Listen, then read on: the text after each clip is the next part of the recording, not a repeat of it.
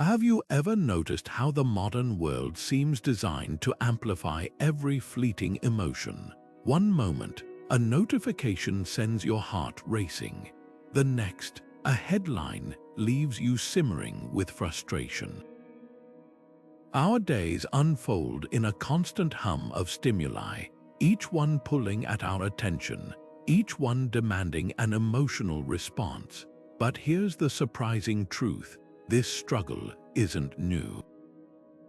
Centuries ago, the Stoics were already wrestling with the same human turbulence, only they didn't have social media or 24/7 news cycles to blame. They understood that emotions aren't the problem, it's how we meet them that defines our peace. Take Musonius Rufus, a lesser-known Stoic teacher, who insisted that mastering emotions isn't about suppressing them, but about developing what he called a disciplined indifference. Not apathy, but a deliberate choice to meet chaos with clarity. And here's where it gets fascinating. These thinkers didn't just theorize, they crafted rituals, unusual, intentional practices, to train their minds like athletes train their bodies. Imagine a Roman senator starting his day by deliberately wearing ragged clothing, just to remind himself that his worth wasn't tied to status. Picture a philosopher writing letters to confront his deepest fears before sunrise, not to wallow but to disarm their power. These weren't random habits, they were precision tools for emotional resilience, forged in the fires of daily life. And the most compelling part, they work just as powerfully today. That's why we've uncovered 26 of these rare rituals, each one a time-tested method to navigate modern emotional storms with Stoic wisdom. Some will challenge your assumptions, like the practice of negative visualization, where you rehearse loss to deepen gratitude. Others might seem counterintuitive, like seeking discomfort to build tolerance for life's unpredictability. But every single one is rooted in a profound truth. Emotional mastery isn't about avoiding turbulence. It's about learning to sail through it. This isn't another lecture on staying calm. It's an invitation to explore the hidden playbook of history's most disciplined minds. Think of it as a toolkit, not for numbing your emotions, but for meeting them with intention. Over the next minutes, we'll walk through these rituals one by one, unpacking how something as simple as a morning reflection or a carefully chosen pause can rewire your responses to stress, anger, or anxiety. Whether you're facing a personal crisis or just the daily grind, these practices offer something rare, a way to turn emotional chaos into quiet strength. So if you've ever wished for a little more control in the whirlwind of modern life, you're in the right place. Let's begin. One of the most striking rituals practiced by the Stoics was their deliberate embrace of physical discomfort, none more vivid than the cold water shock. Seneca, the famed Stoic philosopher, would regularly plunge into frigid baths not out of necessity, but as a voluntary exercise in mastery. He wrote, "You must toughen yourself by hardship. Ask yourself, is this the condition I feared?" This wasn't about punishment or endurance for its own sake. It was a visceral reminder that comfort is a preference, not a requirement. The shock of cold water forces an immediate confrontation with the mind's resistance. Your body reacts, your breath shortens, your instincts scream for retreat, yet the Stoics saw this as the perfect training ground. By willingly stepping into discomfort, they learned to separate physical sensation from emotional reaction, proving to themselves that they could endure far more than their fears suggested. Modern science now confirms what Seneca intuitively understood. A brief cold shower triggers a flood of noradrenaline, sharpening focus and resilience. It teaches the nervous system to recalibrate its response to stress, building what psychologists call stress inoculation. But the deeper lesson here isn't about temperature, it's about agency. When you choose discomfort instead of avoiding it, you rewrite the script of reactivity. That's why this ritual remains startlingly relevant today. Try it yourself. End your next shower with just 10 seconds of cold water. Notice how your mind protests before the water even touches your skin. That moment of resistance is where the practice lives. The goal isn't to numb yourself to discomfort, but to observe your reaction without letting it dictate your actions. Over time, this builds an unshakable confidence, not because the cold gets easier, but because you prove to yourself that you can meet it with calm determination. There's a peculiar paradox about the things we fear most. The more we avoid thinking about them, the larger they loom in our minds. The Stoics flipped this instinct on its head with a ritual they called Premeditatio Malorum, or the Premeditation of Evils. Instead of dodging discomfort, they deliberately invited it into their imagination, not to dwell in dread, but to disarm its power. Marcus Aurelius, the philosopher-emperor, put it bluntly in his Meditations. Begin each day by telling yourself, "Today I shall meet interference, ingratitude, insolence, disloyalty, ill will, and selfishness." At first glance, this might sound pessimistic, even morbid, but there's a razor-sharp wisdom here. By rehearsing adversity in advance, you strip it of its ability to shock you when it arrives. Think of it like a fire drill for the mind. When a building's alarm sounds, no one panics because they've practiced the steps 100 times. The Stoics applied this same logic to life's uncertainties. They'd close their eyes and vividly picture losing their job, their health, even their loved ones, not to wallow but to ask themselves, if this happened, how would I respond? What tools do I have to endure? This ritual wasn't about inviting disaster, it was about realizing they could survive it. Modern psychology echoes this ancient practice. Studies show that people who mentally rehearse challenges from public speaking to financial setbacks experience less anxiety when facing them in reality. Their brains register the scenario as familiar, not threatening. Here's where the Stoic twist comes in. After visualizing the worst, they'd add a crucial reframe. This might be difficult, but it wouldn't be unbearable. I'd adapt. That's the key difference between Stoic preparation and modern worry. Anxiety fixates on the what if, but premeditation focuses on the then what. Try it right now. Grab a pen and write down one fear that's been nagging at you. Maybe it's a project failing or a difficult conversation going badly. Now, beneath it, answer 2 questions. First, what's the actual cost if this happens? Second, what strengths or resources could you rely on to move forward? This simple exercise does something remarkable. It shifts you from passive dread to active readiness. Marcus Aurelius knew life's uncertainties couldn't be erased, but they could be met with a steadier gaze. A cucumber is bitter, then throw it away. There are brambles in the path, then go around, he wrote. That's all you need to know. Notice the practicality. The ritual isn't about endless rumination. It's about problem solving with calm clarity.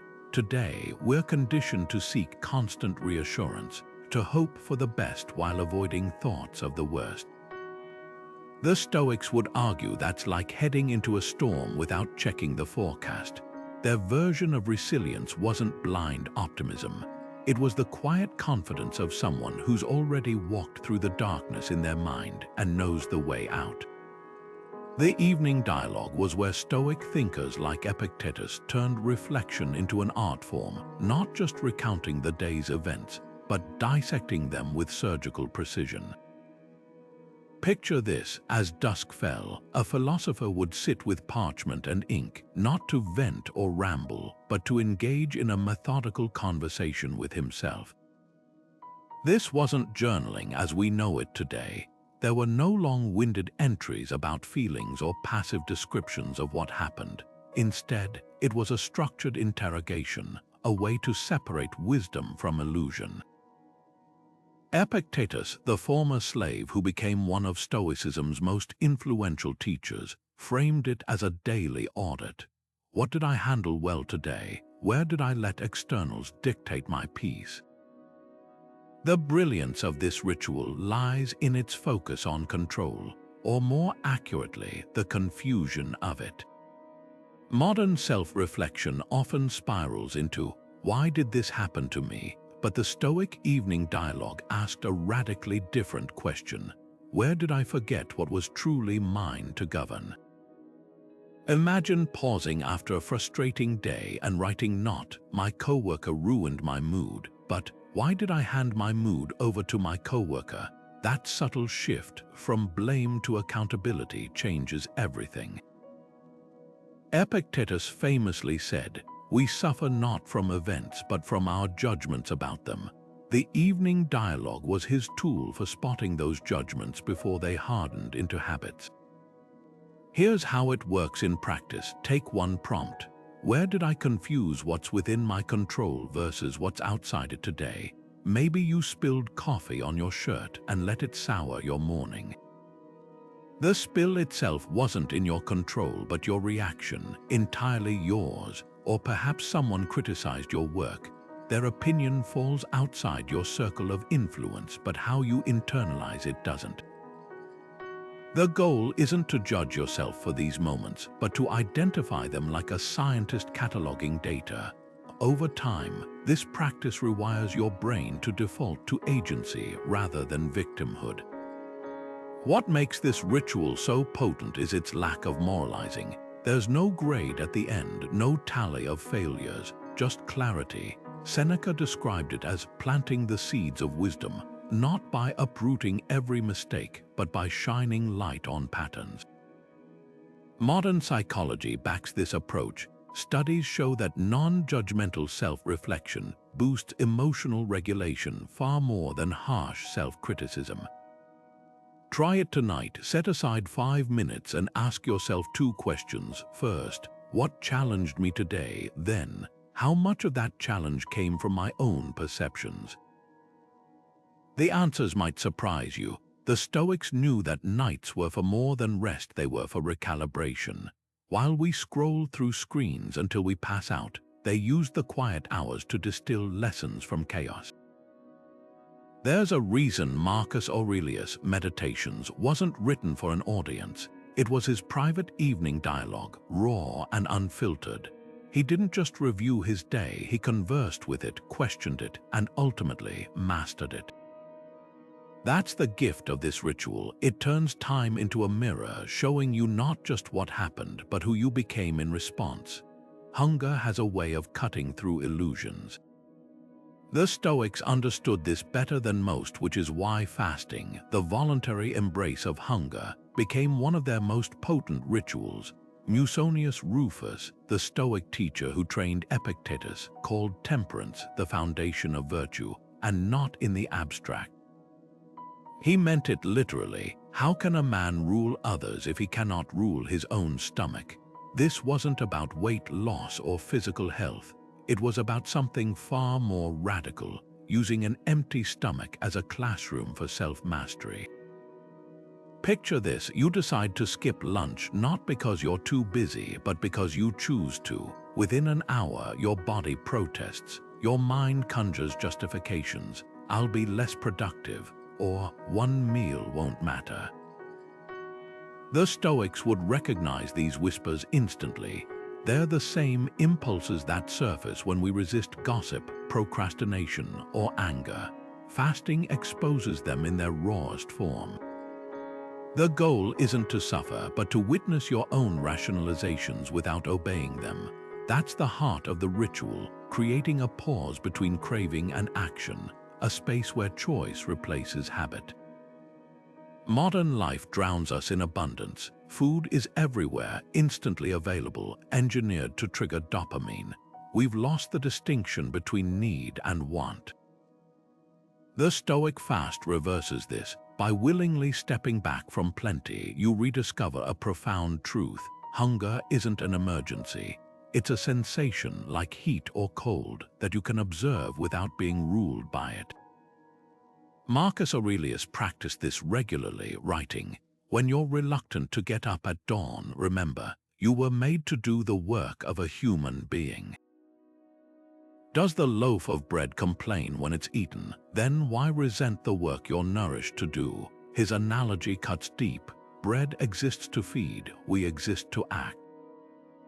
Fasting sharpens that purpose. Try it yourself. Pick one meal this week, breakfast, lunch, or dinner, and skip it, not with resentment but with curiosity. Notice the moments when habit screams to be fed. Observe how your mind dramatizes minor hunger into urgency. That's the ritual's power. It reveals how often we conflate discomfort with danger. And here's the unexpected reward. When you finally eat again, even the simplest foods, a piece of fruit, a slice of bread, taste richer. Gratitude isn't a theory when you've earned it bite by bite.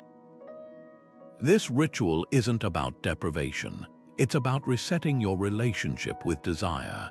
The Stoics didn't fast to punish themselves. They fasted to prove something quietly revolutionary. That satisfaction isn't found in filling voids, but in mastering the impulses that create them. In a world of endless consumption, that might be the most subversive lesson of all. Pythagoras, the ancient mathematician and philosopher, didn't just teach geometry, he taught silence. Every morning, he demanded something radical from his students, a full hour without speaking, not as punishment, but as preparation. In that stillness, they weren't just avoiding noise, they were training their minds to hear what mattered. Epictetus later echoed this, writing, "Nature gave us one tongue but two ears, so we might listen twice as much as we speak." The Stoics saw silence not as emptiness, but as a forge for clarity. It's where the chatter of the world falls away, leaving only the shape of your own thoughts. Now imagine translating that ritual into today's world. Your phone pings with notifications. Podcasts and playlists fill every spare moment.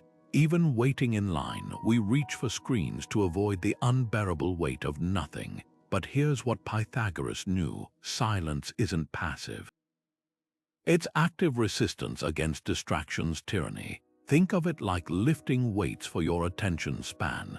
Every minute you spend without external input strengthens your ability to focus when it counts. Modern research proves this. Studies show just 15 minutes of silence daily can boost memory, lower stress hormones, and even spark neurogenesis, the growth of new brain cells.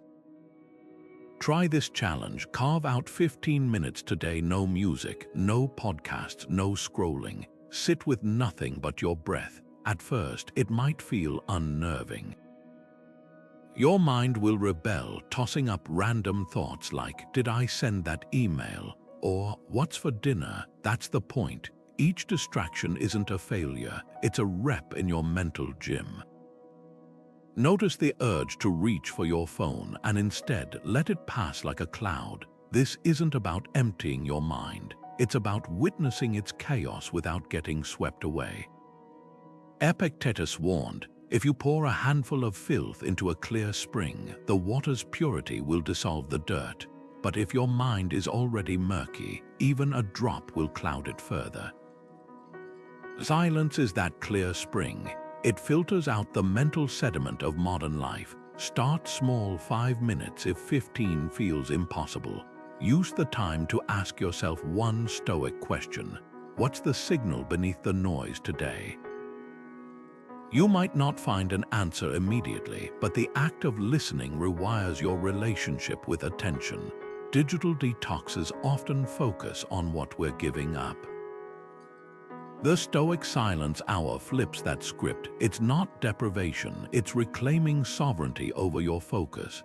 Pythagoras didn't just teach equations, he taught how to subtract the unnecessary so the essential could speak.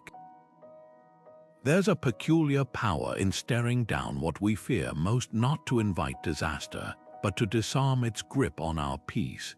The Stoics called this negative visualization, a ritual that turns gratitude from a fleeting emotion into an unshakable discipline. Seneca put it bluntly, he robs present ills of their power who has perceived their coming in advance.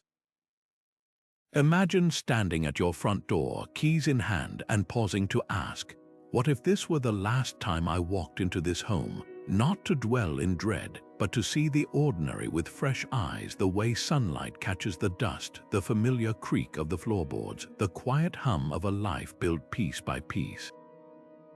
That's the alchemy of this practice. It doesn't just remind you what you have, it reveals what you've stopped noticing. Modern culture often conflates positivity with denial, just focus on the good. But the Stoics knew better. Forced optimism is a fragile shield. It cracks under real pressure. Negative visualization, by contrast, is like tempering steel. By mentally rehearsing loss of health, relationships, even life itself, you're not indulging pessimism. You're vaccinating yourself against the shock of change. Seneca wrote letters envisioning his own exile, poverty, and death. Yet his tone wasn't despairing, it was almost relieved. Nothing happens to the wise man against his expectation, he observed. That's the paradoxical freedom here. When you've already faced the worst in your mind, the present becomes a gift, not a given. Try this exercise today.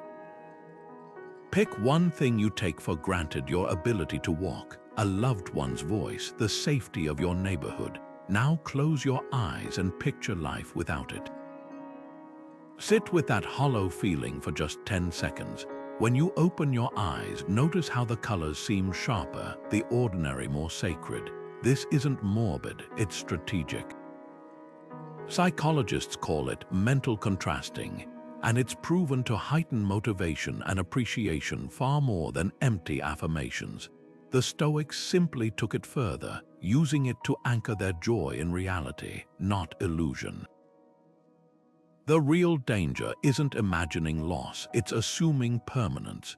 We treat our bodies as if they'll never fail, our relationships as if they'll never fray, our time as if it's infinite. Negative visualization punctures that illusion. Marcus Aurelius would begin banquets by picturing the food as rotting meat, the wine as sour grapes, not to spoil his appetite, but to savor the moment without attachment. That's the nuance modern positivity culture misses. Gratitude isn't just about counting blessings, it's about holding them loosely. Here's where the ritual becomes practical. Next time frustration bubbles up, a delayed flight, a rude comment, a spilled drink hit pause, ask yourself, if this were the last time I experienced this, what would I miss? The chaos of an airport, proof you're free to travel. The sting of criticism, a sign you're putting work into the world. Even the annoyance of a spill, evidence you have abundance to lose. Seneca put it best, no man appreciates the sweetness of leisure who has not busied himself with labor. Suffering isn't the enemy of joy, it's the contrast that makes joy visible. This practice isn't about living in fear, it's about living awake. The things we're most afraid to lose are often the ones we're least present for. Negative visualization pulls them back into focus, like adjusting a camera lens. So tonight, as you turn off the lights, try one last question. If today were a rehearsal for loss, did I live it fully enough to remember? The answer might just change how you wake up tomorrow. Imagine polishing a bronze mirror each morning only to find not just your reflection, but 3 words etched into its surface: Memento Mori, remember you must die. This wasn't some macabre obsession of ancient Rome. It was a ritual weapon against life's greatest thief, distraction. Marcus Aurelius kept a version of this mirror in his mind, writing in his private journal, "You could leave life right now." Let that determine what you do and say and think, not as a threat but as a clarifying lens. The mortality mirror forced a simple question: if today were your last, would you still be arguing about this? Still scrolling mindlessly, still postponing what matters? There's a reason this ritual survives centuries later. modern psychology confirms what the Stoics intuited. Confronting mortality doesn't trigger despair, it triggers prioritization. Researchers call it the death awareness effect. When people are subtly reminded of life's finitude, say, by walking past a cemetery, they become less materialistic, more generous, and more likely to call loved ones. The mortality mirror works the same way. It's not about morbidity, it's about magnification. By holding the inevitability of death up to daily life, trivialities shrink and essentials sharpen. Here's how to adapt this ritual today. Set a daily alarm labeled "You will die." When it rings, don't flinch, lean in. Ask, what's one thing I'm treating as urgent that doesn't actually matter? Maybe it's a petty grievance or a trivial task masquerading as productivity. Then flip the question, what's one thing I'm postponing that would bring meaning? The alarm's jarring title isn't meant to scare you, it's meant to wake you. Humor helps. One modern practitioner renamed his alarm, spoiler alert, the ending's the same for everyone. The delivery doesn't matter, the disruption does. Marcus Aurelius framed death as life's most loyal advisor. It's not that we have too little time, but that we waste so much of it. That's the mirror's true function. It doesn't add pressure, it removes illusion. When a disagreement heats up, the mirror whispers, "Is this how you'd spend your last hour?" When procrastination strikes, it asks, "If you knew this project were your legacy, would you approach it differently?" The answers aren't comfortable, but they're clarifying. Try this for a week. Each time the alarm sounds, pause mid-routine while washing dishes, stuck in traffic, drafting emails, and let the weight of the question land. Notice how quickly your mind distinguishes between what's truly precious and what's merely noisy. The Stoics didn't use mortality as a dark cloud, they used it as a compass. As Seneca wrote, death isn't the end of life, it's the finish line. It tells us how far to run. Set the alarm, polish the mirror, and let the counting of days become the making of days count. The obstacle walk sounds like something from a medieval training manual, but for the Stoics, it was a masterclass in mental agility. Picture Epictetus, the philosopher who rose from slavery to become one of history's greatest teachers, deliberately choosing the rocky path over the smooth road. He didn't do it for exercise, he did it to train his mind. His famous words cut to the core of the practice. The obstacle in the path becomes the path. Within every obstacle is an opportunity to strengthen your resolve, your creativity, your patience. What seems like inconvenience, in other words, is actually the curriculum. Modern science now has a term for this, antifragility. It's the idea that some systems don't just withstand chaos, they thrive on it. Muscles grow through resistance, immune systems strengthen through exposure. The Stoics were early pioneers of this concept, turning daily life into a gym for resilience. Their version wasn't theoretical.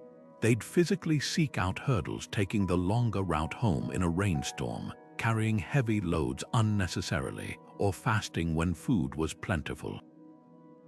Each act was a small rebellion against comfort's seductive lie. That ease equals happiness. Here's how to adapt this ritual today. Once a week, choose inconvenience on purpose. Take the stairs instead of the elevator when you're running late. Walk the longer path to the grocery store with heavy bags. Opt for the slow line at the coffee shop. The goal isn't to punish yourself, it's to observe what happens in your mind when friction appears. Notice the initial frustration, the mental bargaining, just this once. And most importantly, the moment when you realize, "I'm still okay." That's the hidden gift of the obstacle walk. It proves that discomfort isn't an emergency, it's just data. Epictetus hinted at a profound truth. We don't rise to the level of our hopes, we fall to the level of our training. When crisis strikes, we default to what we've practiced. Most people spend their lives avoiding bumps. The Stoics conditioned themselves to navigate them with grace. Try this twist. Next time you face an unplanned obstacle, a cancelled flight, a power outage, pause and ask, how can I treat this as my obstacle walk? The delay becomes a chance to practice patience. The darkness becomes an invitation to sit with your thoughts. What makes this ritual so transformative is its simplicity. You don't need a philosopher's cloak or a Roman road. You just need to redefine what comfort costs. Every time you choose the harder path voluntarily, you're depositing resilience into your mental bank account.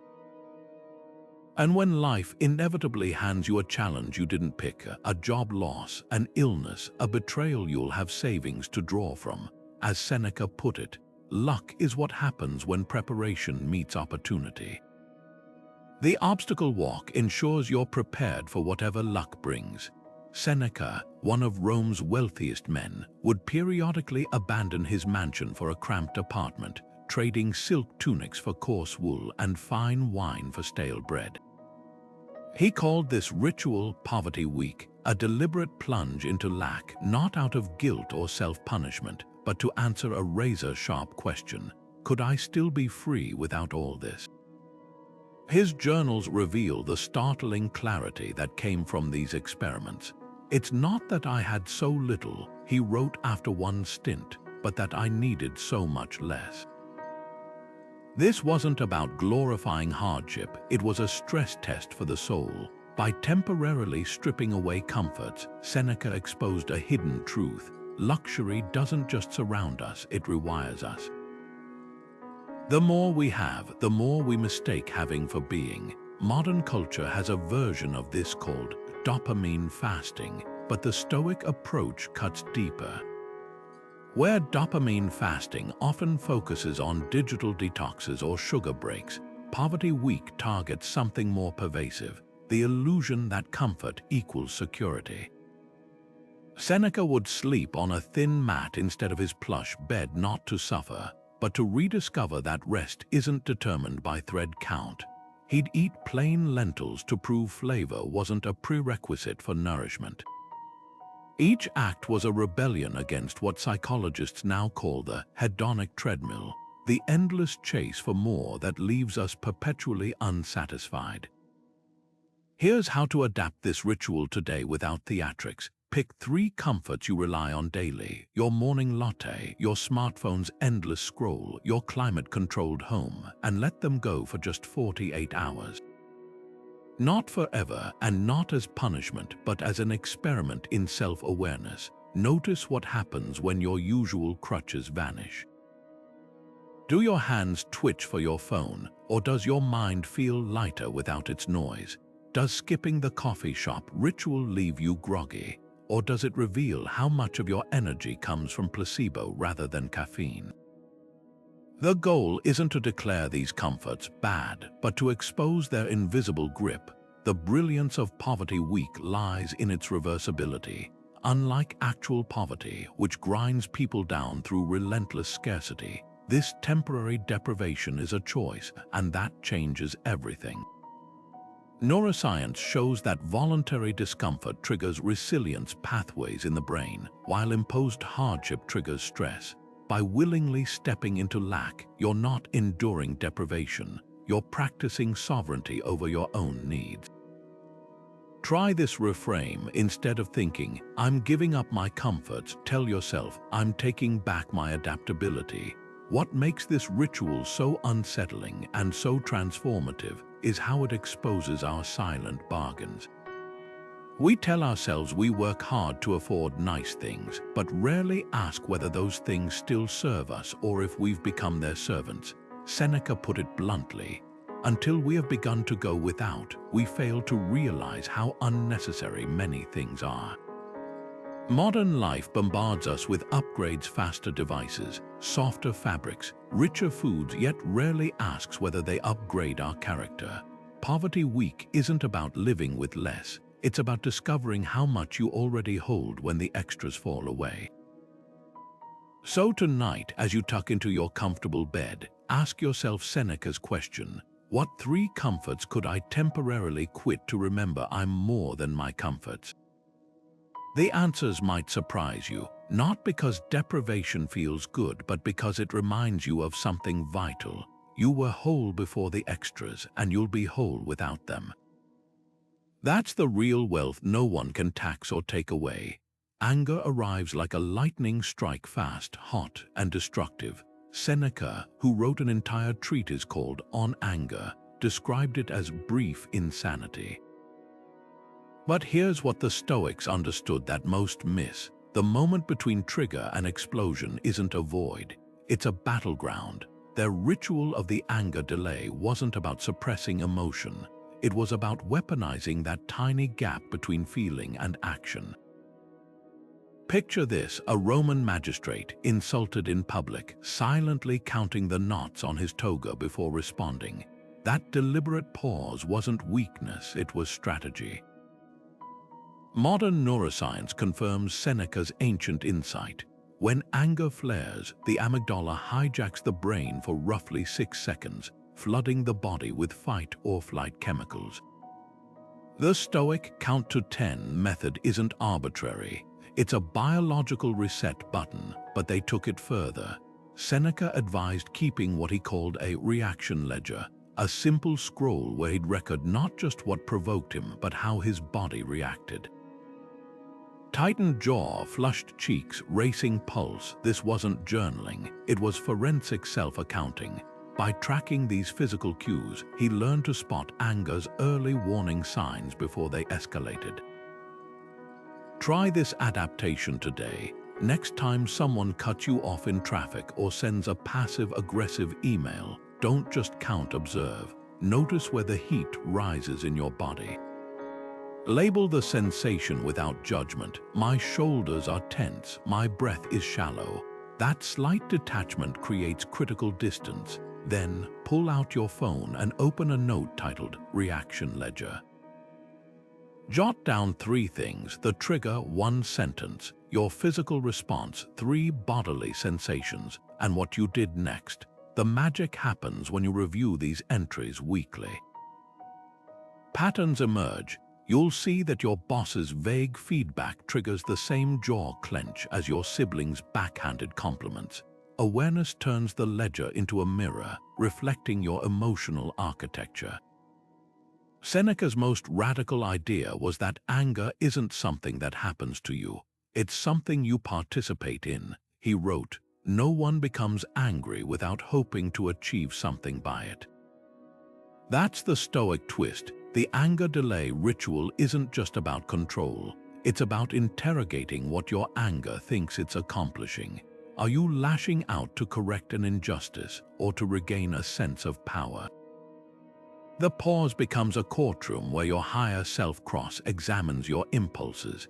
Here's where modern psychology and ancient wisdom converge. Studies show that labeling emotions reduces their intensity. It's called affect labeling. The Stoics were doing this 2 millennia ago, just with better metaphors. Seneca compared anger to a falling boulder, easy to stop at the top of the hill, impossible once it's gained momentum.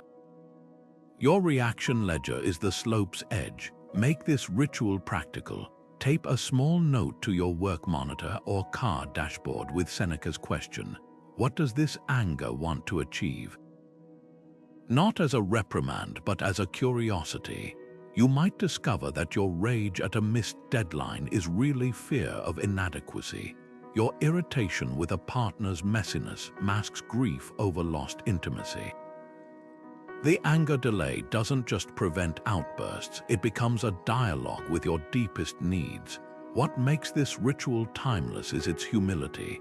It acknowledges that anger isn't a flaw, it's human fuel. The Stoics didn't seek to extinguish it, but to direct it like a river rather than a flood. As Marcus Aurelius wrote in his private journal, the best revenge is not to be like your enemy. Sometimes the most powerful response isn't in the 10th second of counting, it's in the 11th, when you choose silence not because you're defeated, but because you're free. Fire has a way of transforming what it touches, not just destroying, but purifying. The Stoics harnessed this power in a ritual they called the gratitude ashes, a physical act to cement an inner shift. Picture Marcus Aurelius at his writing desk, not just journaling his meditations but occasionally taking a sheet filled with grievances and holding it to a flame. As the edges curled to black, he'd whisper to himself what he once wrote: "The best way to avenge yourself is not to become like the wrongdoer." This wasn't theatrical symbolism. It was alchemy, turning the lead weight of resentment into the lightness of release. What makes this ritual so potent is its visceral simplicity. Modern therapy often talks about letting go, but the Stoics knew abstract concepts rarely stick without tangible counterparts. When you write down a resentment, a betrayal, an unfair criticism, a lingering slight, you externalize it. But when you safely burn that paper, you're not just watching ink disappear. You're giving your nervous system undeniable proof. This thing that occupied mental space for days or years can literally vanish in seconds. The smoke becomes a messenger, carrying away what you no longer need to carry. Try it yourself tonight. Take one resentment, not the deepest wound, but a persistent irritation. Maybe it's the neighbor who never returns borrowed tools or the colleague who takes credit for your ideas. Write it plainly on a scrap of paper. I'm angry that. Now, light a candle. Safety first. Use a fireplace or metal bowl if needed. As the flame catches, observe two things. First, how quickly the paper dissolves, and second, the physical sensation in your chest. That tightness, it's not just emotion, it's the body's literal holding pattern, muscles clenched around the memory like fists. The fire interrupts that loop. Marcus Aurelius framed forgiveness as intellectual honesty.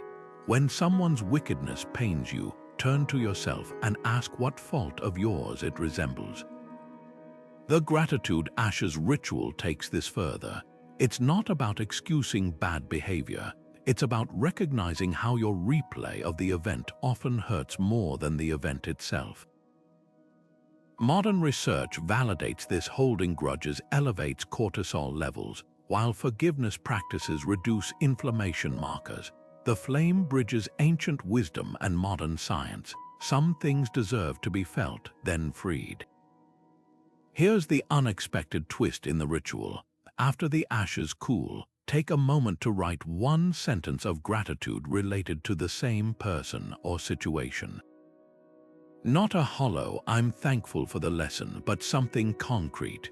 "I'm grateful the neighbor's negligence taught me to set clearer boundaries," or "that colleague's behavior showed me who my true allies are."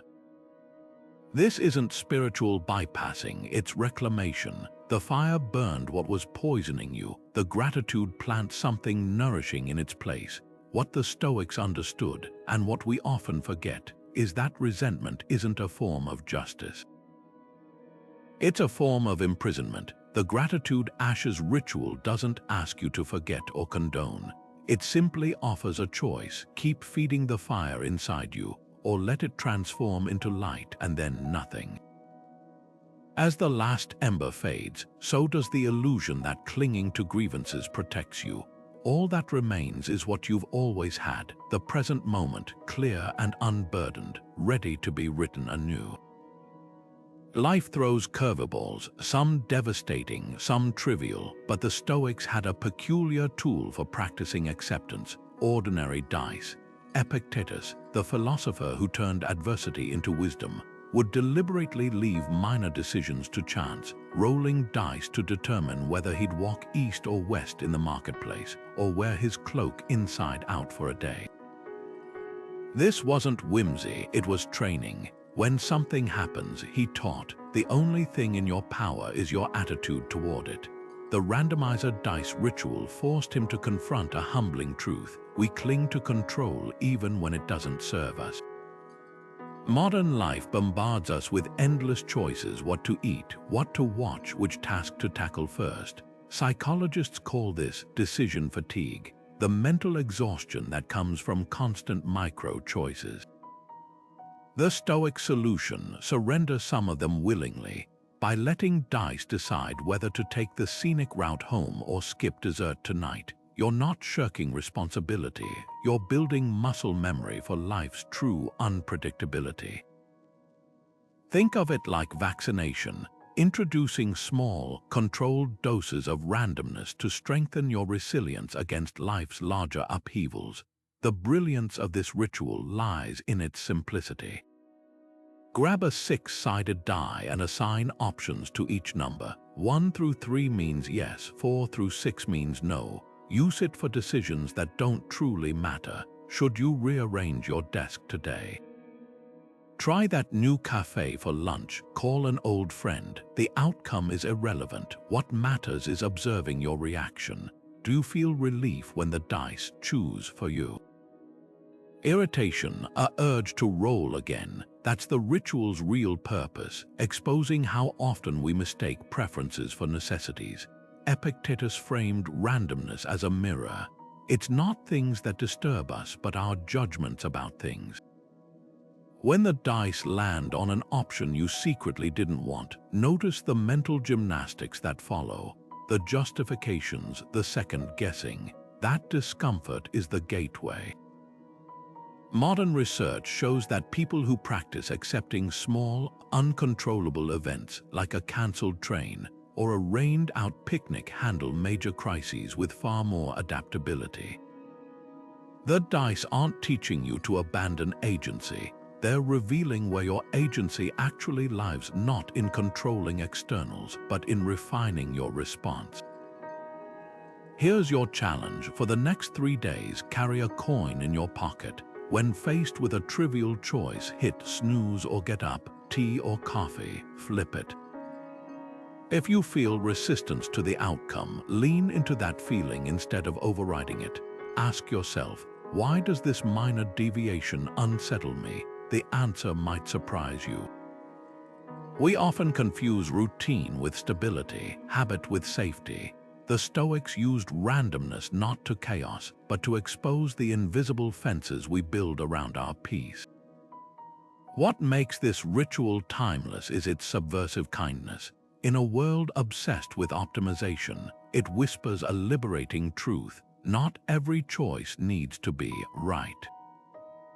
Sometimes the path to wisdom isn't through careful deliberation, but through willingly surrendering to the roll of the dice and discovering you're still standing, still whole, no matter where they land.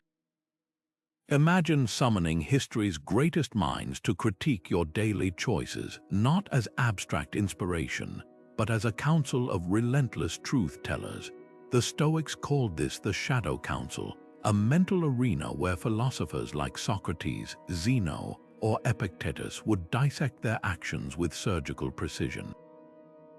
Marcus Aurelius perfected this ritual, scribbling in his journal, "When you're tempted to complain, ask, what would Socrates say about this petty grievance?" The brilliance of this practice wasn't in the hypothetical answers, but in the humility it demanded. Suddenly, your bad day at work gets measured against Socrates' hemlock cup, your traffic jam against Epictetus' lifelong limp from slavery. Perspective arrives like a bucket of ice water. Modern self-help loves role models, posters of Einstein, or quotes from Mandela, but the Shadow Council goes deeper. It's not about admiration, it's about interrogation. Picture this: you're about to send a snarky email. Pause. Now mentally seat Lincoln at your desk. His face, weathered by civil war and personal tragedy, stares at your draft. Would those clever jabs still feel satisfying? Or try this. As you procrastinate on a project, summon Marie Curie to your living room. Her hands, burned from radium experiments, tap impatiently on your untouched keyboard. The discomfort isn't accidental, it's the entire point. The ritual's power lies in its specificity. Generic, what would Jesus do? Wristbands lack bite because they're too broad. Marcus Aurelius didn't ask, what would a wise person do? He named names. How would Cato react to this insult? Cato, the senator who chose suicide over surrendering his principles, wasn't just a historical figure. He was a mirror forcing uncomfortable honesty. This is why your shadow counsel must be personal, whose judgment would make you squirm. Maybe it's your no-nonsense grandmother who survived war, or a former teacher who saw potential you've since squandered. Here's how to build yours. Start with 3 chairs. In the first, place someone who embodied resilience, perhaps Viktor Frankl, who found meaning in Auschwitz. In the second, someone who radiated kindness, like Fred Rogers with his unwavering gentleness. The third seat, that's for your future self, the version of you who's lived through every consequence of today's choices. Now, when facing a dilemma, don't just think abstractly. Visualize these figures reacting in real time. Frankl might ask, does this align with your deepest values? Rogers would whisper, is this how you treat someone you love? Your future self simply shakes their head, already knowing how this chapter ends. The shadow counsel isn't about guilt, it's about accountability with witnesses. Studies show that people make more ethical choices when they believe they're being observed, even by portraits of eyes on a wall. The Stoics weaponized this instinct. By populating their minds with uncompromising observers, they created a psychological nudge toward integrity. Try it today. Before clicking send on that message or skipping that workout, convene your counsel. Their silent verdicts will surprise you, not because they're perfect, but because they remind you that every choice is a brick in the person you're building. Marcus Aurelius left us the blueprint. Waste no more time arguing what a good man should be. Be one. The shadow counsel turns that imperative into a dialogue.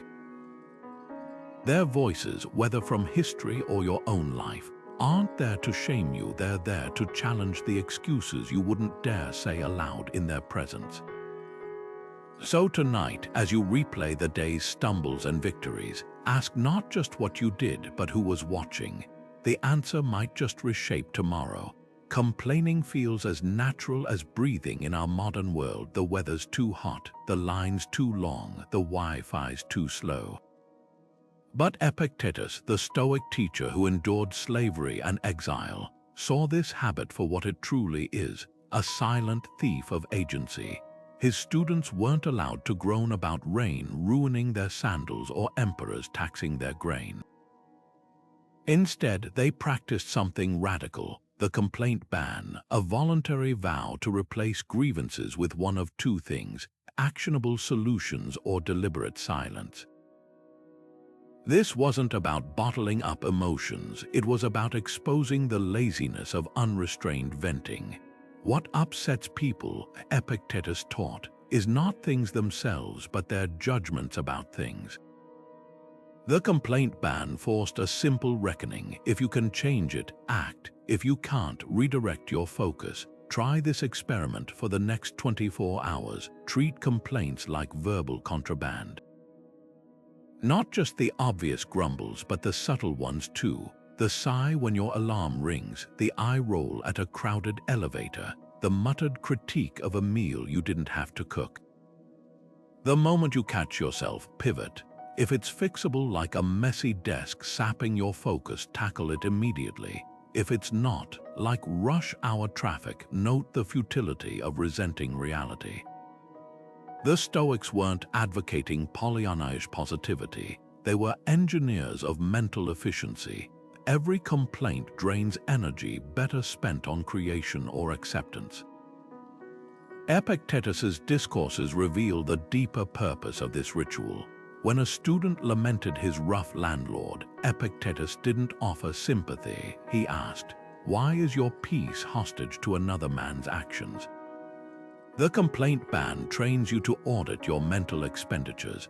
Modern research validates this. Chronic complainers show increased cortisol levels and decreased problem-solving ability. Their brains literally rewire to seek problems rather than solutions. But here's the twist: the ritual doesn't demand you ignore injustice. It demands you clarify whether your words are tools or toxins. Seneca wrote scathing critiques of Roman corruption, but never while clutching a wine cup and whining. His protests were precise, public, and purposeful. To make this tangible, carry a coin in your pocket today. Each time you stifle a complaint, flip it to one side. By sunset, those coins will map your mental patterns.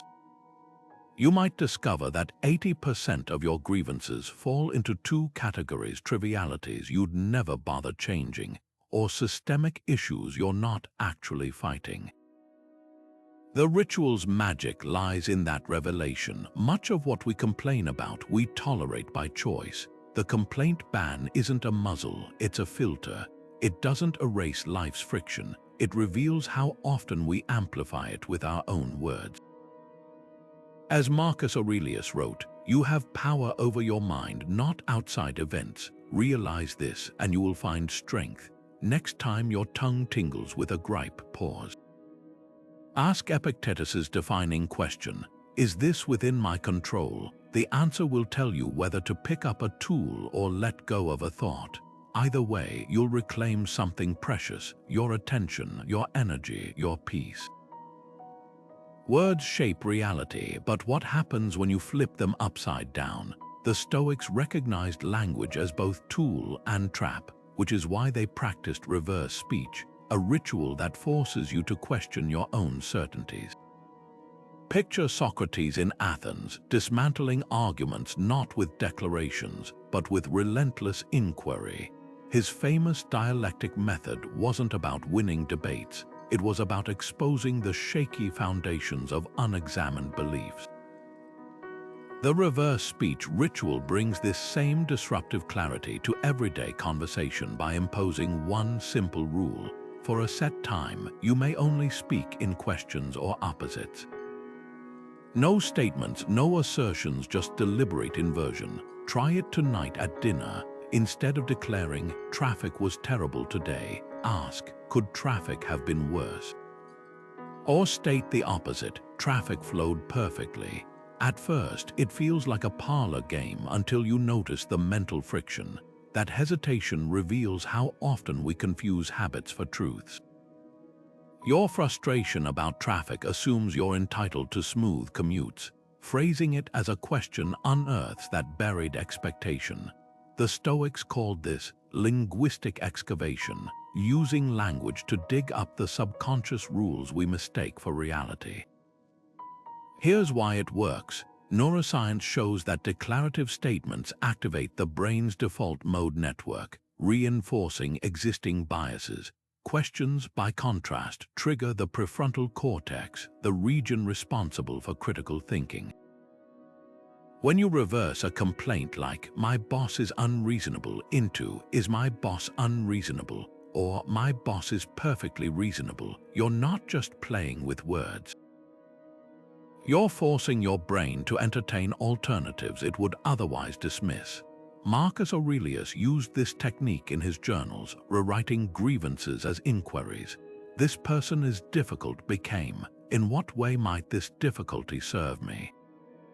The ritual's power peaks in heated moments. Next time an argument starts, impose the question rule. "You never listen" transforms into, "What would it look like if you were listening?" Suddenly, accusation becomes collaboration. This isn't about dodging conflict, it's about revealing the absolutist language that escalates it. Epictetus identified this trap. "We have 2 ears and 1 mouth, so we may listen more and speak less." Reverse speech trains that imbalance into habit. For a deeper challenge, try the opposite game alone. Take any rigid belief, "I'm bad at public speaking." This project will fail, and articulate its opposite aloud.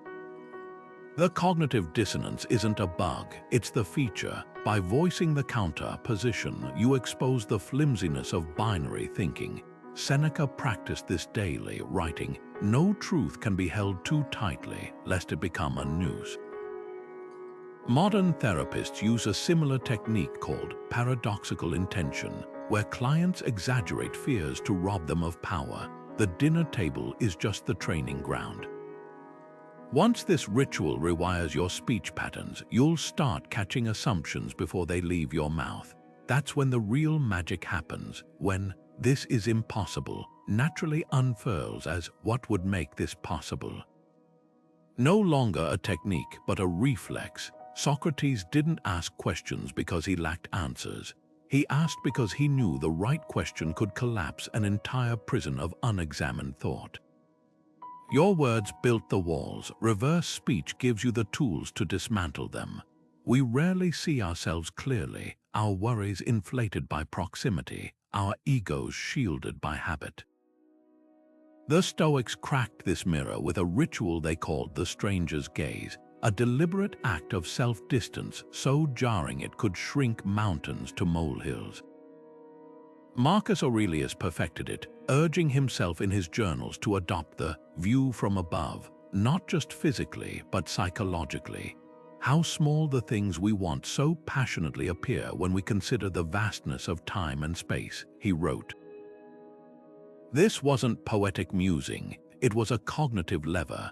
By imagining how his struggles would look to a traveler from distant lands or a historian centuries later, he drained drama from personal crises. That argument with a senator, a speck in Rome's millennia, that slight to his reputation, invisible from the stars, modern psychology confirms this ritual's power. Researchers call it self-distancing, the act of viewing your life as if you were an outside observer. Studies show people who practice it make wiser decisions, regulate emotions better, and even argue more productively.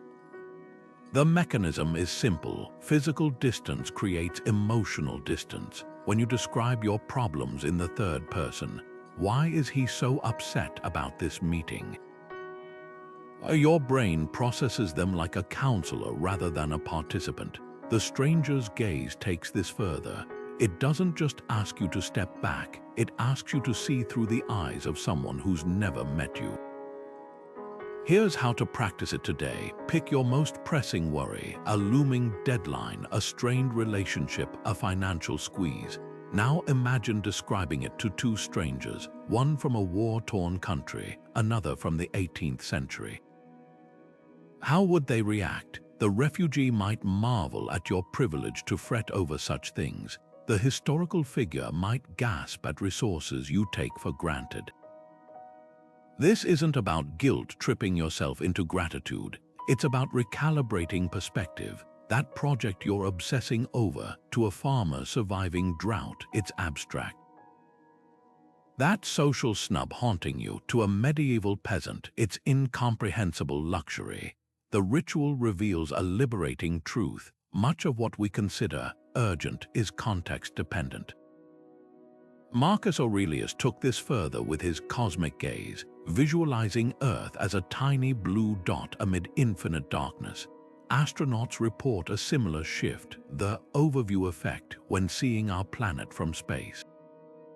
Borders vanish, conflicts seem petty. The Stoic version doesn't require a rocket, just willingness to zoom out. Try this tonight. Sketch your worry as a single frame in a film strip titled A Human Life. Now fast forward the real 5 years. Does this moment still dominate, or does it shrink among births, breakthroughs, and ordinary joys? The stranger's gaze works because it exploits a flaw in human perception. We're wired to magnify what's close both physically and emotionally. The ritual corrects this myopia. Epictetus hinted at this when he said, "If someone handed your body to a passerby, you'd be outraged.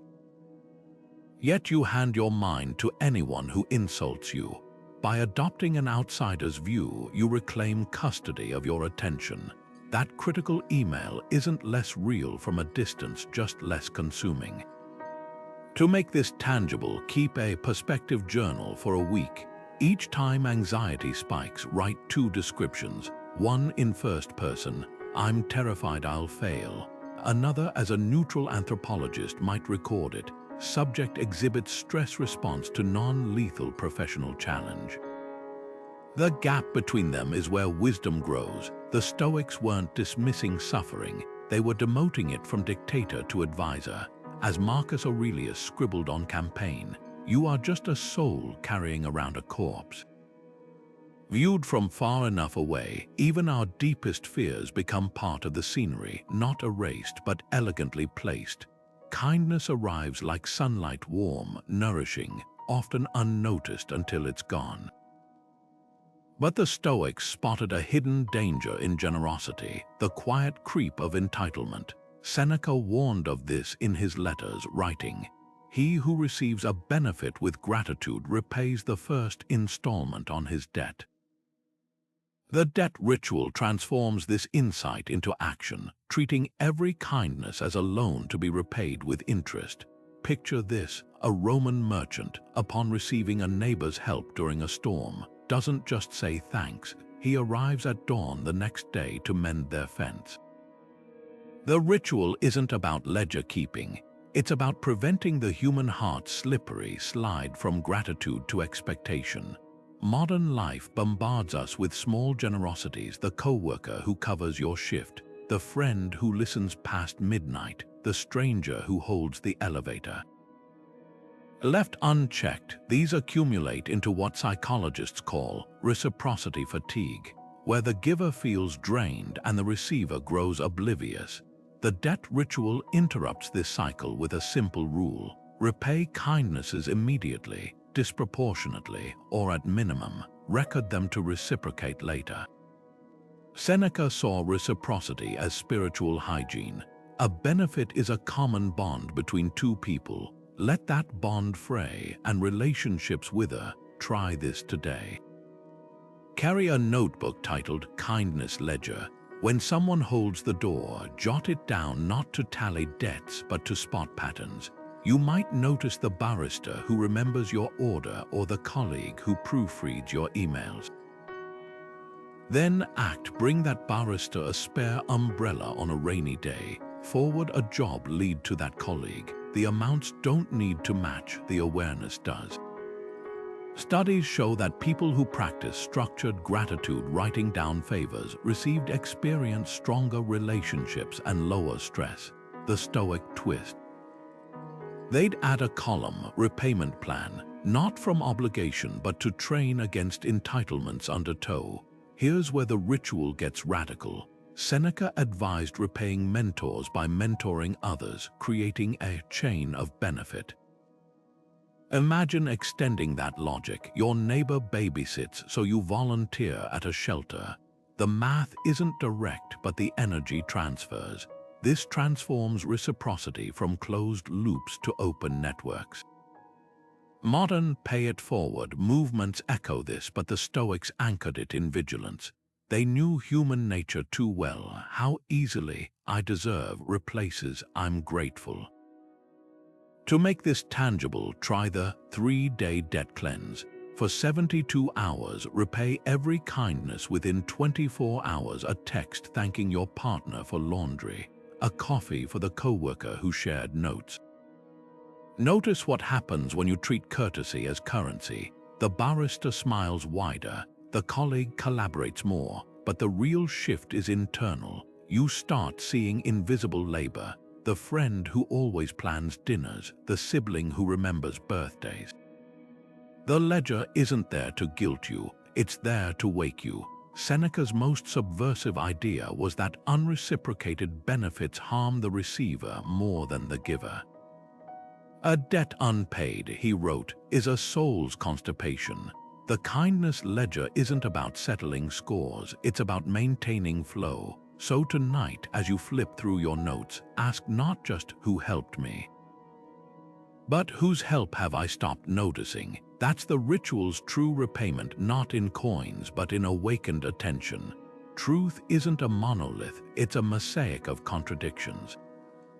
The Stoics knew this better than most, which is why they practiced the paradox dive, a ritual where they deliberately wrestle with opposing ideas until their minds stretched beyond comfort.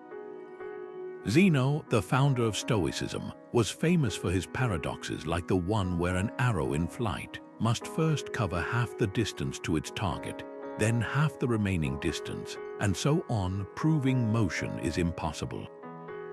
Of course, we see arrows hit targets every day, but the point wasn't to deny reality. It was to expose how easily our assumptions about reality crumble under scrutiny. Here's how the ritual works. Pick a belief you hold firmly, maybe hard work always pays off, or kindness begets kindness. Now, for 5 minutes, argue against it as if your life depends on disproving it. Find exceptions, highlight flaws, and dismantle your own logic. If you believe failure is always a learning opportunity, dig up cases where it crushed spirits without redemption. If you're convinced honesty is the best policy, recall moments when truth needlessly wounded. This isn't about abandoning your values, it's about stress testing them. The Stoics called this premeditated contradiction, and it served two purposes: humility and flexibility. Humility because you confront how partial your truths really are. Flexibility because you learn to navigate a world where even bedrock principles have cracks. Zeno's paradoxes weren't intellectual games, they were mental conditioning. Take his Achilles and the tortoise paradox. If a tortoise gets a head start, Achilles can never catch up because he must first reach the point where the tortoise began, by which time the tortoise has moved further. Logically airtight, empirically absurd, that tension is the ritual's engine. Modern psychology backs this. People who regularly engage with opposing viewpoints show higher creativity and less cognitive rigidity. The paradox dive isn't about winning arguments. It's about dissolving the illusion that any single perspective is complete. Try this today. Grab a timer and a notebook. Write your core belief at the top of the page, then spend 5 minutes attacking it with the ferocity of a courtroom lawyer. If you believe people are fundamentally good, compile every historical atrocity that suggests otherwise. If you're certain money can't buy happiness, list every study linking financial security to well-being. The goal isn't to convert you to cynicism, it's to reveal the vast terrain between black and white. Marcus Aurelius practiced this daily, writing, "Everything we hear is an opinion, not a fact. Everything we see is a perspective, not the truth." The paradox dive's real power emerges when you flip the script. After dismantling your belief, argue for it with equal intensity. That's where synthesis happens, not in clinging to one side, but in holding both. The Stoics didn't seek to erase contradictions. They sought to transcend them. Next time you're stuck in an argument, try channeling Zeno. Defend your opponent's view so thoroughly they're left nodding at your rendition of their stance. That's when you'll glimpse the ritual's gift, not certainty, but the quiet confidence to dwell in uncertainty without crumbling. After all, as Seneca observed, no man was ever wise by chance. Wisdom isn't the absence of doubt, it's the ability to dance with it. We cling to objects as if they'll last forever. That sleek phone, those designer shoes, the car we polished every weekend. The Stoics saw this attachment for what it is, a silent surrender of inner peace to externals. Epictetus, who owned little more than a wooden bowl and a ragged cloak, put it bluntly, "It is not things that disturb us, but our judgments about them." The Object Epitaph ritual takes this wisdom and turns it into a visceral exercise. Here's how it works. Pick something you cherish: your smartphone, your favorite jacket, even your home, and write its obituary. Not as a joke, but with the solemnity of a real epitaph. "Here lies my laptop, faithful companion of 7 years, survivor of 3 spills and 1 fall, now silenced by a cracked motherboard." The act feels jarring because it forces you to confront a truth we avoid. Everything you own is already in the process of leaving you. There's a reason this ritual stings. Neuroscience shows that owning something activates the same brain regions as extending your physical body. We literally incorporate possessions into our sense of self. The Object Epitaph disrupts that illusion. When you hold your wedding ring and imagine engraving, this too shall pass on its inner band. You're not being morbid. You're practicing what the Stoics called premeditated loss, not to breed detachment, but to savor what you have without chains of dependency. Marcus Aurelius would handle his finest possessions while whispering, "You are already dust." Not to diminish their value, but to honor their temporality. Try this today. Choose one prized item and draft 3 versions of its epitaph. First, the factual.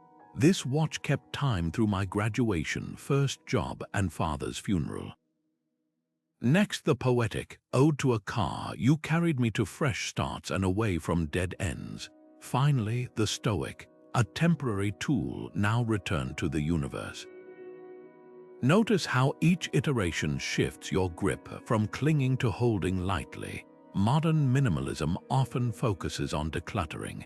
This ritual goes deeper. It's not about having less, but about loving what you have without fear of losing it.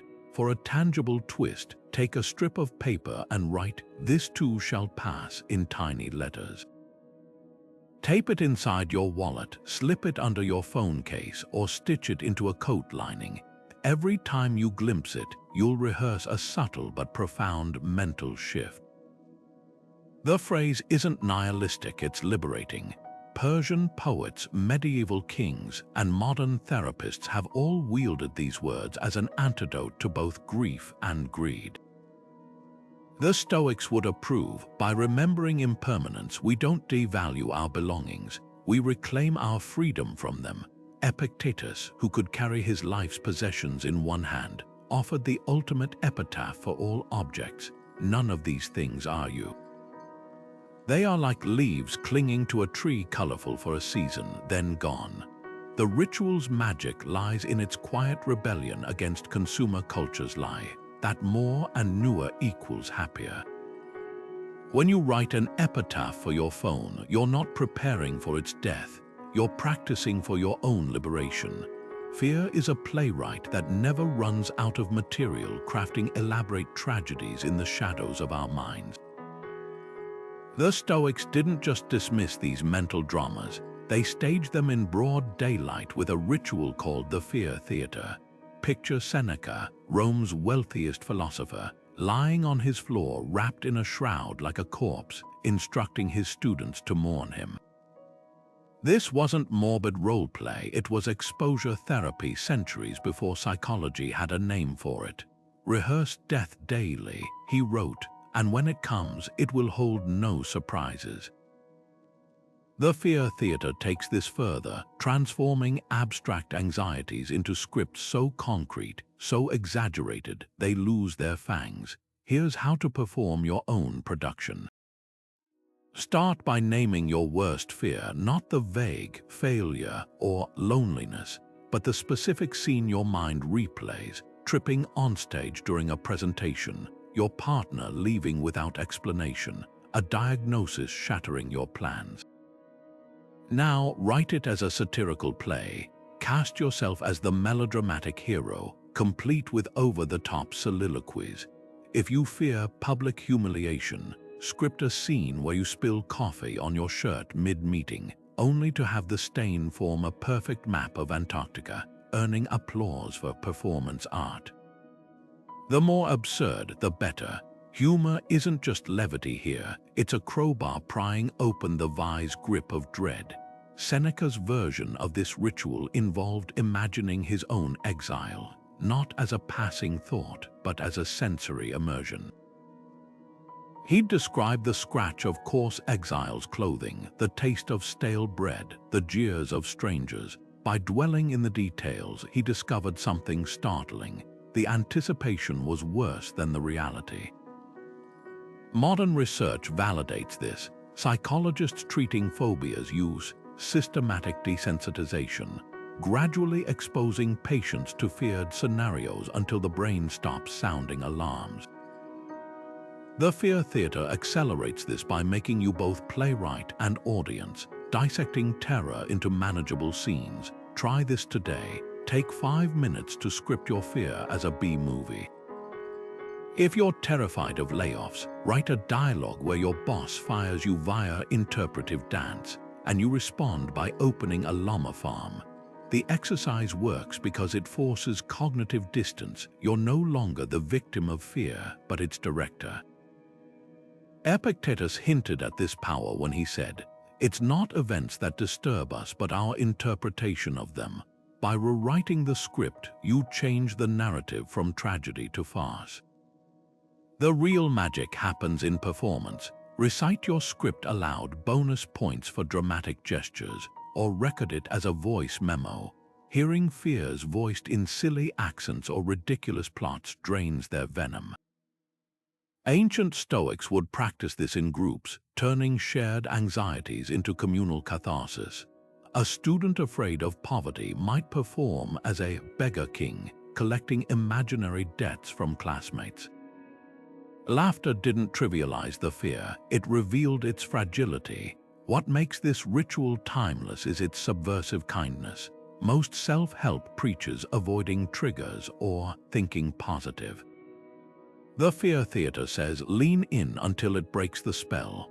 Seneca didn't just ponder death, he rehearsed it down to the chill of the shroud. When his actual death sentence came courtesy of Nero's paranoia, his calm farewell speech became legend. He'd already starred in this scene 100 times, so tonight, when your mind replays that dreaded scenario, don't change the channel, grab a notebook and remix it.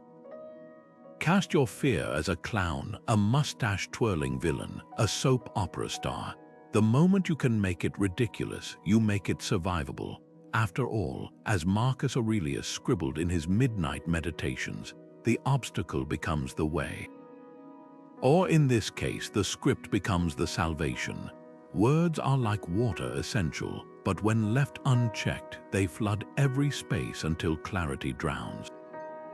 The minimal word day ritual is the Stoics' antidote to this modern deluge of chatter, a deliberate exercise in linguistic austerity.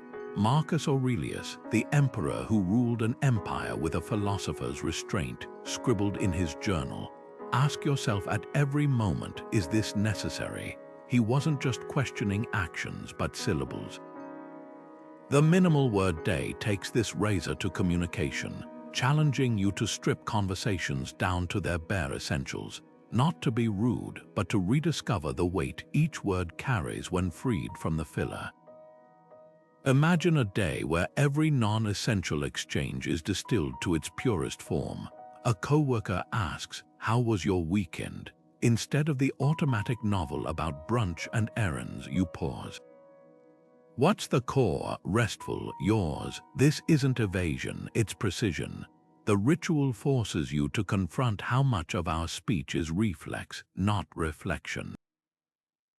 Epictetus, the Stoic teacher who prized discipline above all, warned that we have 2 ears and 1 mouth so that we can listen twice as much as we speak. The minimal word day flips that ratio into practice. For a real challenge, try the 3-word response rule for casual interactions. When a neighbor comments on the weather, answer with cold but refreshing.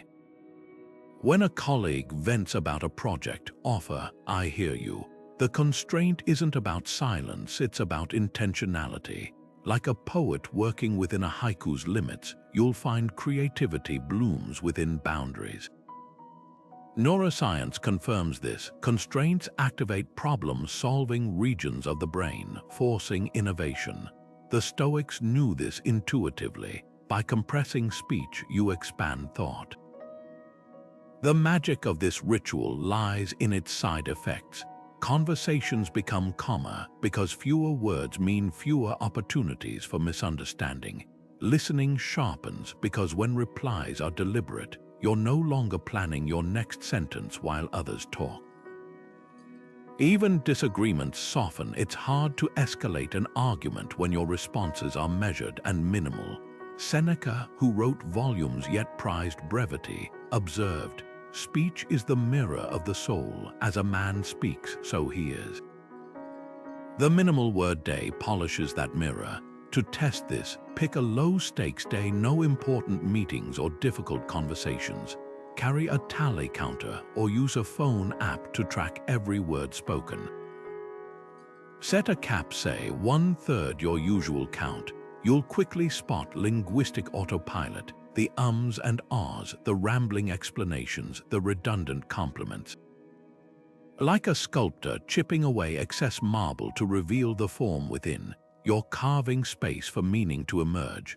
Marcus Aurelius praised the Spartans for their laconic wit, their legendary one-liners that cut to truth without ornament. When Philip of Macedon threatened, "If I invade Laconia, I will turn you out," the Spartans replied, That's the spirit of this ritual, not scarcity of speech but density of purpose." In an age of endless podcasts and infinite scroll, the minimal word day isn't just an exercise. It's a rebellion against the noise, a reclaiming of the silence where wisdom grows. So tomorrow, when the world asks for your words, give it only the ones that matter. The rest, let them stay in the quarry. Anger thrives on certainty, the unshakable conviction that we're right and they're wrong. The Stoics shattered this illusion with a ritual called the enemy's shoes, where they'd force themselves to articulate their opponent's case better than the opponent could. Seneca, who sparred with emperors and rivals alike, wrote, "No man is justified in his hatred unless he has first loved his enemy's argument." This wasn't about surrender, it was about strategic empathy. By stepping into adversarial perspectives, they didn't just weaken their own biases, they discovered vulnerabilities in their own logic they'd never noticed. Here's how to practice it today. Pick a contentious issue, a political stance, a workplace dispute, even a personal grudge. Now, set a timer for 10 minutes and write a letter defending that opposing view. Not a straw man caricature, but the strongest possible version of their position. If you believe remote work harms productivity, argue passionately for its benefits. If you're furious at a friend's betrayal, draft their apology letter for them. The trick, make it convincing enough that if someone found it, they'd assume it was your genuine belief. This ritual isn't about changing your mind, it's about expanding your mind's range of motion. Seneca's letters reveal why this works. When his friend Lucilius complained about a dishonest merchant, Seneca didn't offer sympathy, he assigned homework. Write his defense as if you were his lawyer. Lucilius returned humbled, realizing the man might have been desperate to feed his children. The enemy's shoes ritual weaponizes this humility. Modern psychology confirms its power. Studies show that people who articulate opposing viewpoints become less polarized and more creative in problem solving.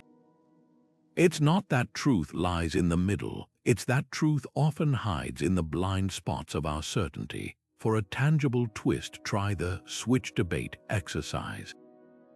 Next time you're in a heated discussion, whether about parenting styles or tax policies, pause and say, "Let's switch sides for 3 minutes." You'll witness something extraordinary. As you channel your opponent's rhetoric, their facial muscles relax. Defensiveness melts because you've validated their voice before rebutting it. Marcus Aurelius used this tactic in Senate debates, earning him a reputation not for weakness, but for invincibility. "The best revenge," he wrote, "is to not become like your enemy."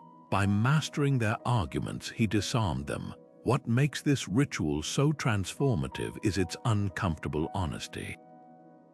When you write that letter defending your ideological opposite, you'll hit moments where their logic lands harder than expected. That's the point. Epictetus framed it as intellectual integrity. If anyone can prove me wrong, I'll gladly change. For I seek the truth which never harmed anyone. The enemy's shoes isn't about winning debates, it's about outgrowing the need to crush opponents to feel secure in your beliefs. So tonight, pick that opinion you've mocked or resented. Open a blank document and write its manifesto, not to convert yourself, but to confront the gaps in your own perspective.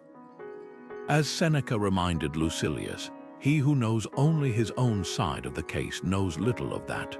Truth isn't a fortress to defend. It's a landscape best mapped by walking every path, even the ones that make your feet ache. Life doesn't ask permission before throwing curveballs, traffic jams, cancelled flights, sudden downpours. The Stoics had a ritual for this called the Fortune's Wheel, a deliberate game of chance to train the mind in the art of graceful surrender. Picture Epictetus, the philosopher who turned disability into wisdom, spinning a clay wheel marked with everyday misfortunes, no ink for his scrolls, a torn tunic, a missed meal. Where others saw irritations, he saw opportunities to practice his most famous lesson, amor fati, love of fate. Do not seek for things to happen as you wish, he taught, but wish for things to happen as they do. The wheel wasn't about predicting the future, it was about preparing the heart to meet it. Here's how to adapt this ancient tool today. Grab a free online spinner app or make a physical wheel divided into slices labeled with mild inconveniences. Phone battery dies, coffee spills, meeting runs late. Spin it once a week and let the results shape your day. If it lands on rain during commute, leave the umbrella at home. If it chooses no Wi-Fi for an hour, draft that report with pen and paper. The goal isn't to manufacture suffering, it's to expose how often we resist trivial disruptions as if they were catastrophes. Modern psychology backs this. Studies on stress inoculation show that voluntary exposure to small stressors builds resilience against larger ones. The Fortune's Wheel turns theoretical acceptance into lived experience. Epictetus framed fate as a dance partner.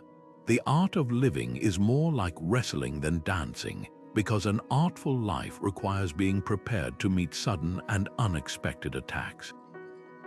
The wheel makes these attacks predictable in form but unpredictable in timing, training you to pivot without panic. Try this twist. After each spin, add a second ritual. Write down one hidden gift the outcome offered. A delayed train becomes forced stillness to observe the city. A dead phone battery, a rare hour untethered from notifications. This isn't toxic positivity, it's cognitive jiu-jitsu, using life's weight to strengthen your balance. The ritual's brilliance lies in its neutrality. The wheel doesn't care if you're busy or tired, it spins without apology. That's why Marcus Aurelius kept a version of this practice, assigning himself random hardships like wearing thin clothes in winter or eating stale bread. Accept the things to which fate binds you, he wrote, not with resignation but with the confidence of someone who'd already tested his limits. Modern life insulates us from discomfort, then wonders why we shatter at the first real challenge. The Fortune's Wheel rebuilds the emotional calluses we've lost. For a deeper layer, involve others. Spin the wheel during family dinners and let it assign roles. No talking for 10 minutes, eating with the wrong hand, sharing an embarrassing story. Watch how laughter dissolves resistance. Even children grasp the lesson. Obstacles feel smaller when we approach them as games rather than threats. The Stoics knew this instinctively. Their philosophy was never about grim endurance, but about finding freedom within constraints. As Seneca quipped, a gem cannot be polished without friction, nor a man perfected without trials. What makes this ritual so vital today is its antidote to control addiction. We curate playlists to match our moods, optimize workouts down to the calorie, and rage when algorithms misread our tastes. The wheel reintroduces the lost art of allowance. Spin it next Sunday and let it pick your fate, not because life's hardships need your permission, but because your peace shouldn't depend on their absence. After all, as Epictetus reminded his students, you are not the victim of the world, but the victim of your own expectations. The wheel doesn't change what happens, it changes what happens inside you when it does. Theater has always understood something profound, that the mask can shape the actor as much as the actor shapes the mask. The Stoics took this insight beyond the stage with a ritual they called the Stoic Mask, where they'd consciously adopt the outward demeanor of calm even when turmoil raged inside. Marcus Aurelius, who ruled an empire through wars and plagues, scribbled in his private journal, "The soul takes on the color of its thoughts. Diet then with a continuous series of such as these, where life is possible at all, a right life is possible. Life in a palace is possible, so even in a palace a right life is possible."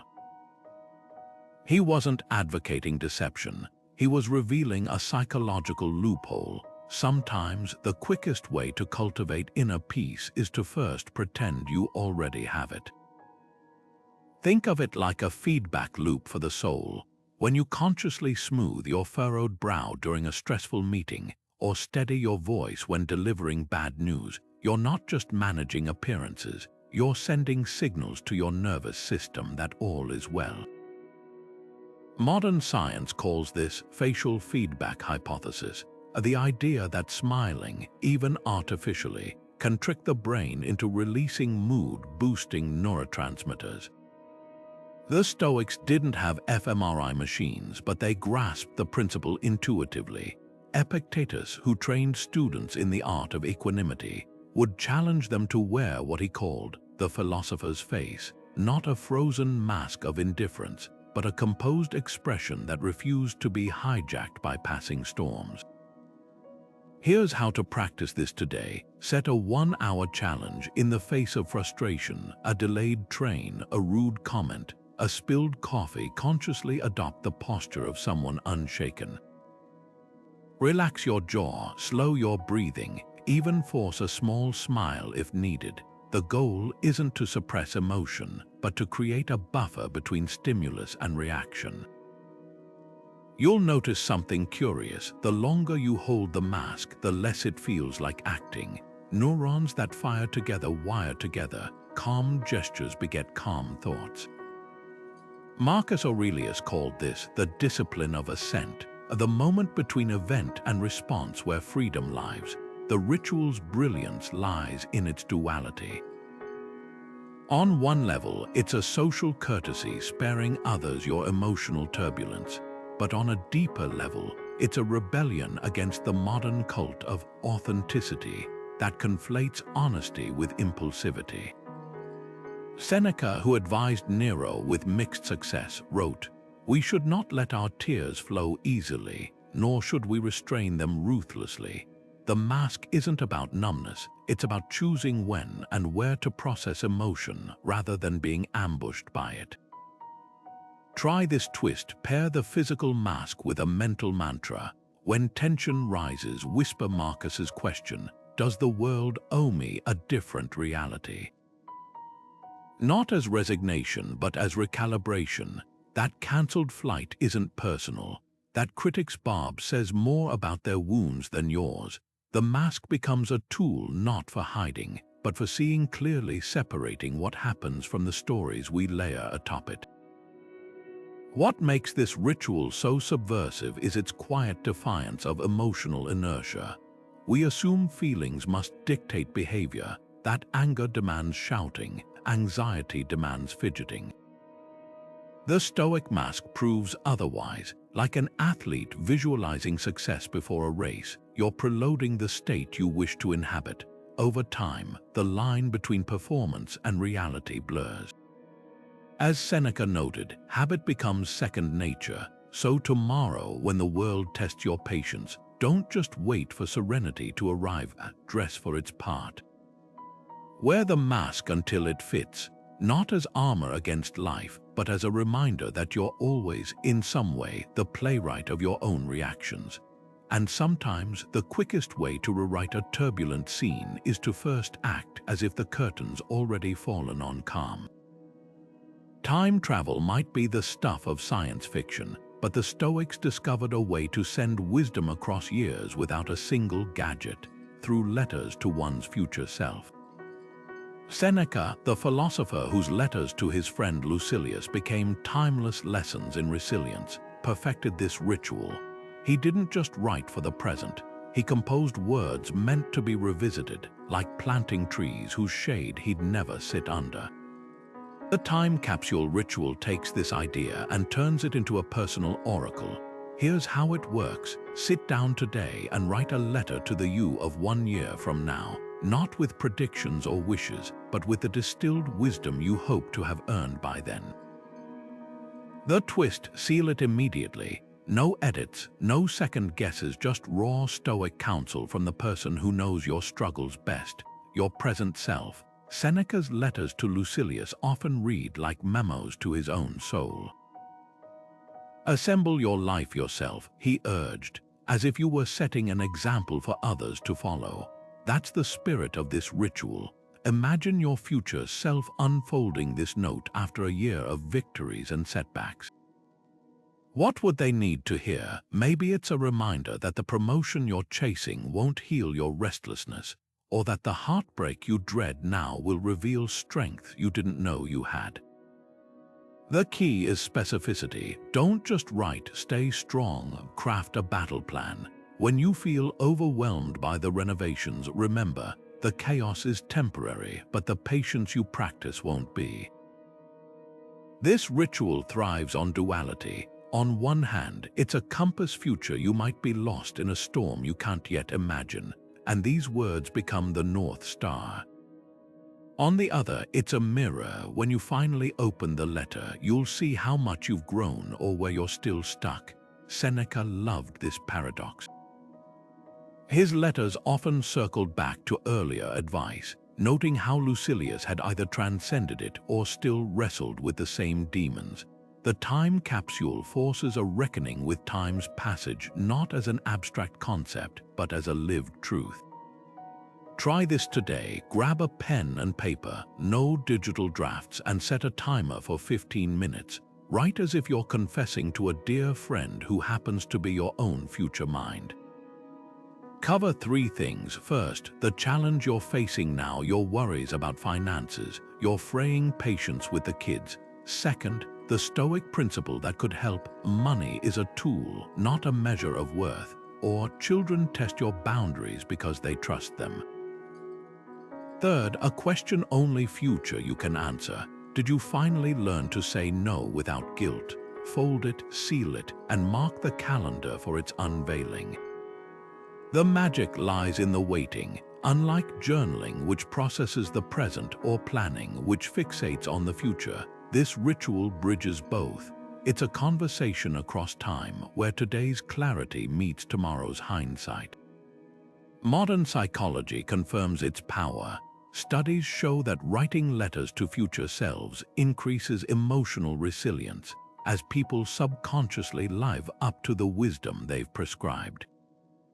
The Stoics would nod knowingly. They knew the best advice often comes from within, if we dare to listen. When you finally break that seal a year from now, you'll hold proof of 2 truths: that growth is gradual, and that you've always been your own best teacher. As Seneca wrote in his final letter to Lucilius, "What progress have I made? I am beginning to be my own friend." That's the real gift of the time capsule, not the words on the page, but the realization that the voice you needed was yours all along. Laughter might seem like an unlikely weapon against life's chaos, but the Stoics knew its power intimately. Epictetus, the philosopher who turned a life of enslavement into a masterclass in resilience, called humor the impenetrable armor against fortune's arrows. His students didn't just endure hardship, they learned to chuckle at it. The laughter prescription ritual takes this ancient insight and turns it into a modern-day survival tactic. Here's how it works. The next time your coffee spills, your keys vanish, or your phone crashes mid-presentation, force yourself to laugh for 10 full seconds. Not a polite chuckle, but a full-bellied, absurdly exaggerated guffaw. At first, it feels forced, even ridiculous. That's the point. Science now reveals why this ritual is so potent. Fake laughter triggers the same physiological responses as genuine mirth, releasing endorphins, lowering cortisol, and dilating blood vessels.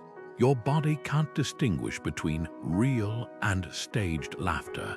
It just obeys the signal to lighten up.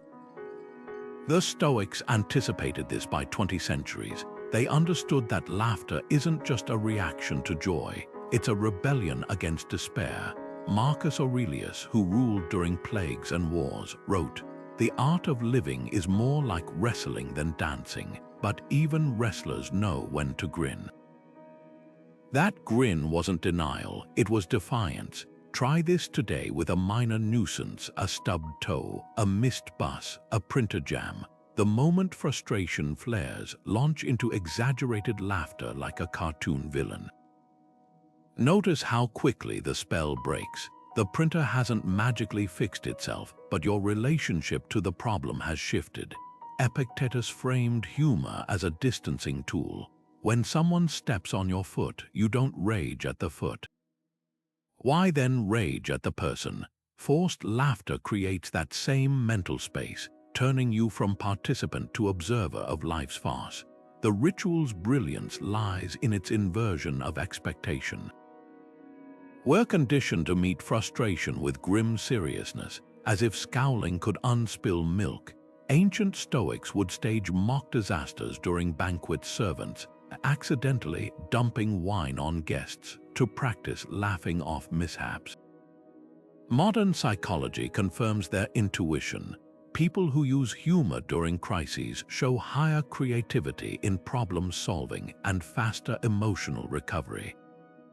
That delayed flight isn't just an inconvenience, it's material for your next comedy routine. Here's the twist: the laughter doesn't have to be sincere to work. In fact, the faker it feels, the more revealing the ritual becomes.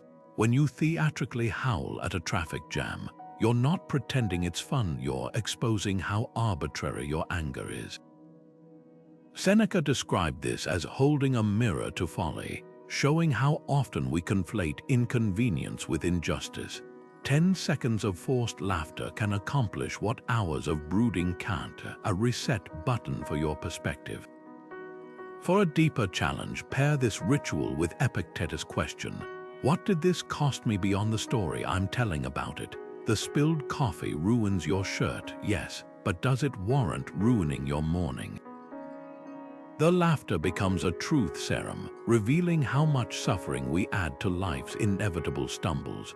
What makes this practice timeless is its joyful subversion. While most self-help preaches solemn coping strategies, the laughter prescription smuggles wisdom in through the back door of play. As Marcus Aurelius scribbled in his war camp journal, "The cucumber is bitter. Throw it away, there are brambles in your path, go around, that's all you need to know. No drama, no lament, just a quiet chuckle and the next step forward." So tomorrow, when life hands you a pratfall, don't just endure it, give it a standing ovation. The sound of your own laughter might just remind you this isn't a tragedy. It's a comedy, and you're still on your feet. These rituals aren't abstract philosophies, they're forged fires where emotional resilience is hammered into existence through action. Every cold plunge, every premeditated hardship, every deliberate pause in the face of anger is a rep in the gym of your mind. That's the Stoic secret. Wisdom isn't something you possess, it's something you practice. Like a blacksmith's hands toughening with each strike, your capacity to meet chaos with clarity grows not through reading alone, but through repetition.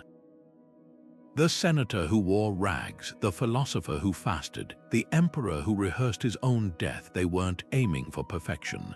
They were building calluses against life's friction, one intentional act at a time. Musonius Rufus, the often overlooked teacher who shaped Epictetus, put it plainly: if you accomplish something good with hard work, the labor passes quickly, but the good endures. If you do something shameful in pursuit of pleasure, the pleasure passes quickly, but the shame endures.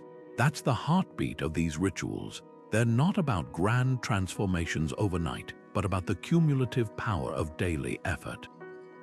The cold shower today won't make you invincible, but it rewires one neural pathway. The complaint you stifle this hour won't erase life's irritations, but it strengthens your grip on what you can control. So where do you begin? Maybe it's the anger delay, catching that 6-second amygdala hijack before it escalates. Or perhaps the object epitaph, writing your phone's obituary to loosen attachment's grip. Every ritual here is a door. You don't need to walk through all 26 at once. Pick one, test it, let it fail or flourish, then adapt. This isn't about becoming a Stoic sage. It's about stealing their tools to build your own resilience. Drop a comment below which ritual resonates with you. The ancient agora was a marketplace of ideas, and this space can be too. Share your experiments, your struggles, your small victories. And if you've found value here, consider subscribing. Practical philosophy doesn't belong on dusty shelves. It thrives in conversation, in trial, in the messy, glorious work of living.